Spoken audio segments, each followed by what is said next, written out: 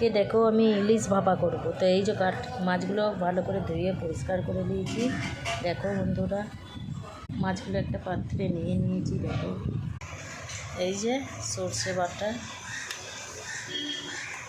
সর্ষে পোস্ত বাটা, আর একটু হলুদ গুঁড়ো,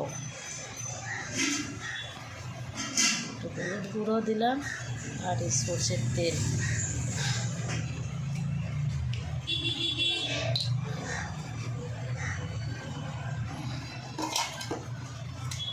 দিয়ে একটু নুন মাখিয়ে রেখেছিলাম।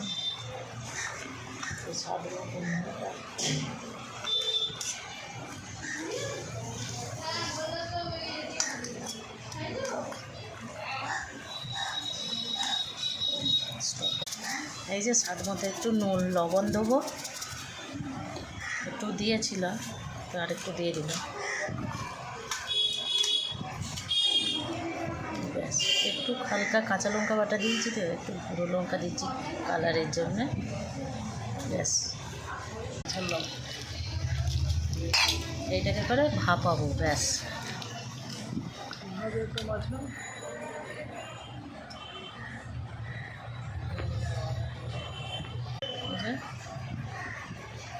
ইলিশ, সর্ষে ইলিশ হচ্ছে শুধু সর্ষের তেলে সর্ষে পোস্ত বাটা দিয়ে মাখিয়ে চাকিয়ে রেখে দিলাম। এরপর বসিয়ে দেবো।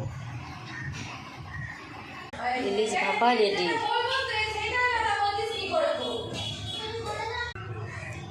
গুড মর্নিং, সবাই কেমন আছো? আজকে বৃষ্টি একটু পড়েনি, মেঘলা মেঘলা ওয়েদার দেখো।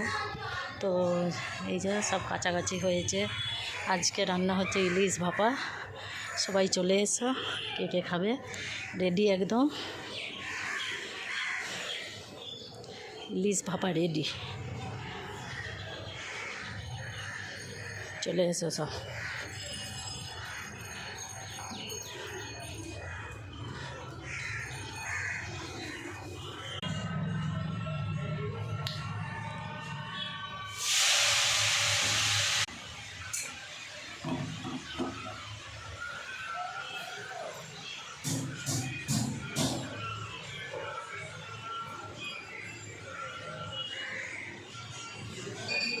একদম গরম গরম।